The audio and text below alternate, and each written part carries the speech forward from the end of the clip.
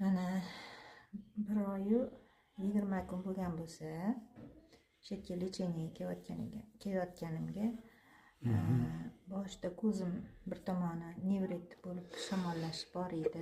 Ko'zim qisilib, yuzim sal qiyshayshi bor edi. Hozir yaxshiman. Ancha yaxshi bo'lib qoldim. Keyin qorin sohasida, kindik sohasida ham ozgina bir shish bor edi. Ularni ham tuzatib, sal ozgina kichrayib, ozgina yumshab, ularni ham davolatdim. Hozirgi vaqtga kelib mana ozgina muolajalarni olib yuribman.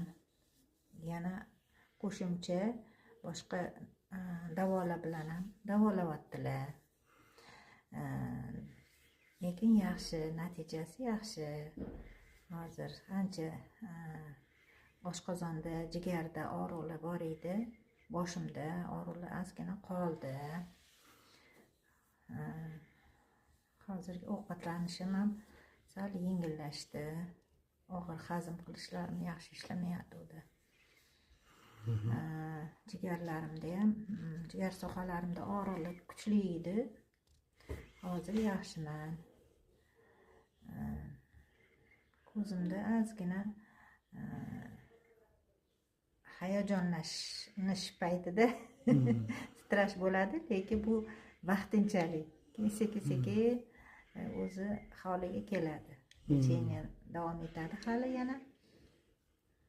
Yana aylanib bir ko'rinish berib, davolanganligimni tekshirib ko'ring deb tekshirishga yana kelaman. Xudo xolasa. Inshaalloh. Shifo bersin.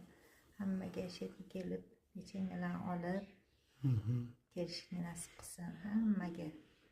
Asabiylashishlar ham kamaydi, Asabiylashishlar. Uyqular yaxshi. Uyqular yaxshi bo'ldi. Asabiylashsam ozgina ko'zim yana qisilib ketyotdi. O'shaning ko'proq asabiylashmaslik kerak ekan. Hamma narsa o'tkinchi. Tan joningiz sog' bo'lsin, salomat bo'ling.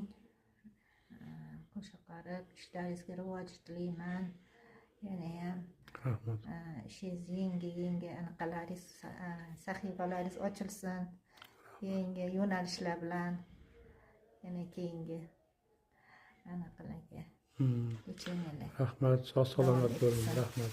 Mana ishlaringiz omadingizni bersin. Sog' salomat bo'ling.